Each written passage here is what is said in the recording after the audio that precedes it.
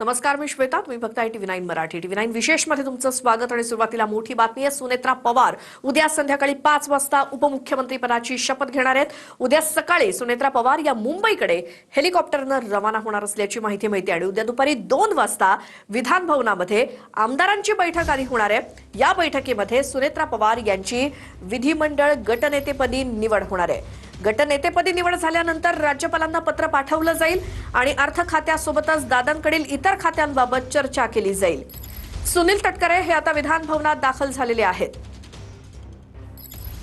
तर सुनेत्रा पवार या उद्या संध्याकाळी 5 वाजता उपमुख्यमंत्री पदाची शपथ घेतील आणि त्या उद्या सकाळी मुंबईला येण्यासाठी हेलिकॉप्टरनं रवाना होतील. उद्या दुपारी 2 वाजता विधान भवनामध्ये आमदारांची बैठक बोलावण्यात आली आहे. या बैठकीमध्ये सुनेत्रा पवार यांची विधिमंडळ गटनेतेपदी निवड होईल.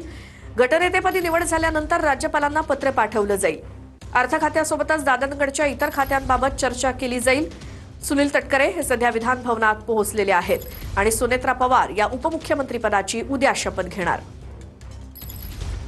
2 वाजता विधिमंडळ पक्षाची बैठक आहे. वहिनींचं आमचं रात्र आम्ही त्या ठिकाणी बोलणं करणार आहोत. पक्षाचे विधानसभा विधान परिषद सदस्य आणि त्याचबरोबर ते खासदार त्या ठिकाणी उपस्थित राहतील. पक्षाचे प्रमुख नेते मंडळींना सुद्धा त्या ठिकाणी बोलवलं जाणार आहे. मी आता जे सांगितलं ती आपल्याला वस्तुस्थिती सांगितली की उद्या 2 वाजता विधिमंडळ राष्ट्रवादी काँग्रेस पक्षाचा नेता त्या ठिकाणी निवडला जाईल. आमच्या आमदारांच्या जनतेच्या मनामध्ये आहे ते आम्ही त्या विषयावरती एकत्रितपणाने चर्चाही केलेली आहे. मी मगाशीच पत्रकारांना सांगताना सांगितले की वहिनींशी सुद्धा आम्ही रात्री या विषयावरती बोलणार आहोत.